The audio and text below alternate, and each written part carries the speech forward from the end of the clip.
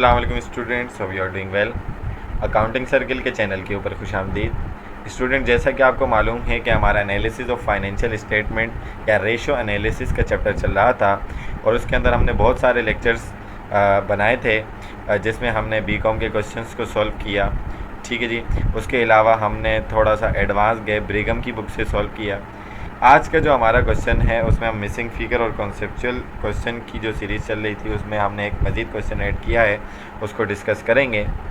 तो ये question CBSE class 12 से लिया गया है, जो कि BCom, ADC, BBA, MBA, MCOM, CA, ACCA, CMA और मज़ीद जो भी अकाउंटिंग वाले कोर्सेज़ हैं और उनमें ये टॉपिक पढ़ाए जाते हैं उनके लिए है। सो वीडियो पूरी देखने से पहले मेरे चैनल को सब्सक्राइब करें और वीडियो को ज़्यादा से ज़्यादा शेयर करें। क्वेश्चन में आपको ये बात बोल रहा है कि x limited has a current ratio of 3.5:1। ठीक है ना। और करंट रेशो का आपको पता है कि फॉर्मूला क्या होता है, current asset divided by current liabilities. ठीक है ना। एंड क्विक रेशो ऑफ 2:1, और क्विक रेशो क्या है, 2:1 है। और क्विक रेशो का फॉर्मूला भी आप जानते हैं कि quick asset divided by current liabilities.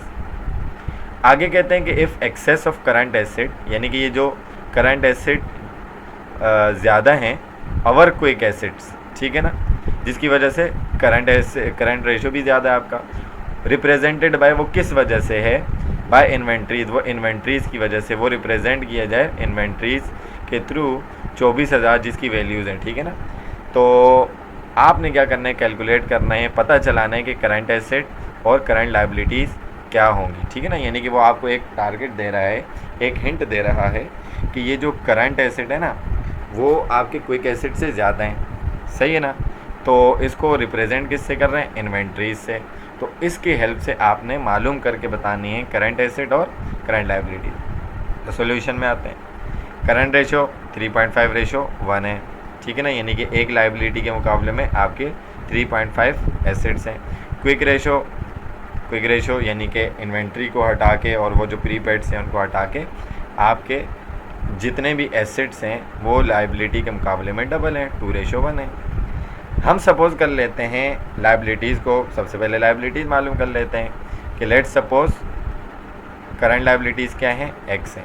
Then current asset की हम एक इक्वेशन बना लेते हैं कि करंट एसेट जो है उसको हम कह देते हैं 3.5x है भाई तुम, और क्विक एसेट जो है वो 2x है। ठीक है ना। ये 2x वाली स्पीड नहीं है, ये 2x हमने इक्वेशन बनाई है, वेरिएबल है। सो अब इस हिसाब से इन्वेंट्री की इक्वेशन क्या बन जाएगी, इन्वेंट्री बराबर है किसके, current asset minus quick asset के।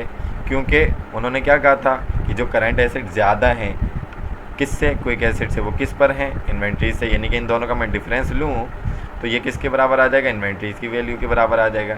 ठीक है जी। तो करंट एसेट को हमने क्या सपोज किया, 3.5x, माइनस क्विक एसेट को क्या लिया, 2x। ठीक है ना। तो माइनस किया 1.5x आ गया, x को वहाँ ले जाकर मल्टीप्लाई किया, या उसको यहाँ को मान लें 1.5 को वहाँ डायरेक्टली ले जाएं, इक्वेशन को ज़्यादा छेड़ने की ज़रूरत नहीं है। तो x माना करंट लाइबिलिटीज़ 24,000 डिवाइडेड बाय 1.5, तो ये आपके पास आंसर आ जाएगा करंट लाइबिलिटीज़ का 16,000। अब जब करंट लाइबिलिटीज़ आपके पास आ गया तो करंट एसेट भी आ सकते हैं।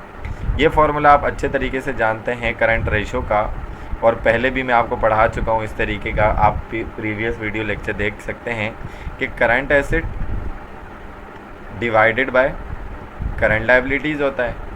अब यहाँ पर करंट लाइबिलिटीज़ जो हैं वो 16,000 जो है वो आ चुकी हैं, 16K लिख देता हूँ मैं। और करंट रेशो आपका कितना है सर, 3.5 है।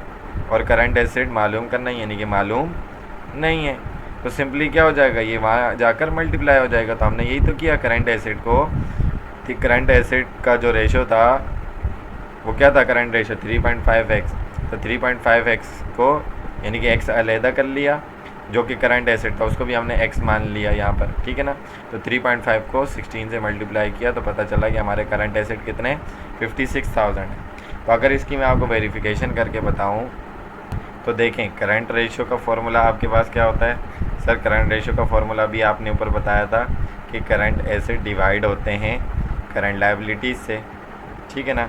सर करंट एसेट आपके पास कितने हैं, सर करंट एसेट मेरे पास 56,000 आए, करंट लाइबिलिटीज़ मेरे पास 16,000 की आई। तो अगर मैं इसको डिवाइड करवा दूं तो करंट रेशो आप करके देख सकते हैं 3.5 आएगा। अच्छा सर सही है, ये बात तो हमें समझ में आ गई। 3.5:1।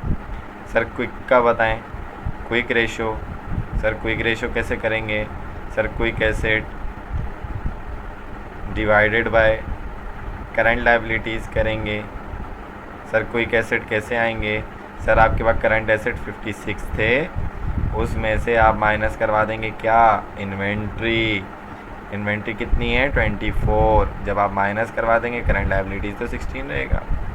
तो आपके पास जनाब 56 में से जब आप 24 माइनस करवाएंगे तो आपके पास ये आ जाएगा 32,000 के क्विक एसेट डिवाइड करवाएंगे जब आप 16,000 से, जो कि करंट लायबिलिटीज़ हैं। तो यहाँ आंसर लिख देता हूँ, वहाँ जगह ख़त्म हो गई। तो क्विक रेशो आपके पास आ जाएगा 2:1। कैसे सर? 16 1 16, 16 2 32। तो ये प्रूफ भी करके मैंने आपको बता दिया, वेरिफिकेशन भी मैंने आपको बता दी कि ये जो क्विक रेशो के ऊपर जो एक्सेस आ रहा है, जो किस चीज़ का, करंट का, तो वो किस वजह से? इन्वेंट्रीज़ की वजह से, और वो कितना है वो आपने माइनस करवा के देख लिया। आई होप कि ये क्वेश्चन आपको अच्छे तरीके से समझ में आया होगा। अगर इसके अंदर कोई भी बात आपको समझ में नहीं आती तो आप कमेंट सेक्शन में क्वेश्चन करके पूछ सकते हैं। उसके अलावा आप सोशल मीडिया यानी कि फेसबुक, व्हाट्सएप पर भी पूछ सकते हैं।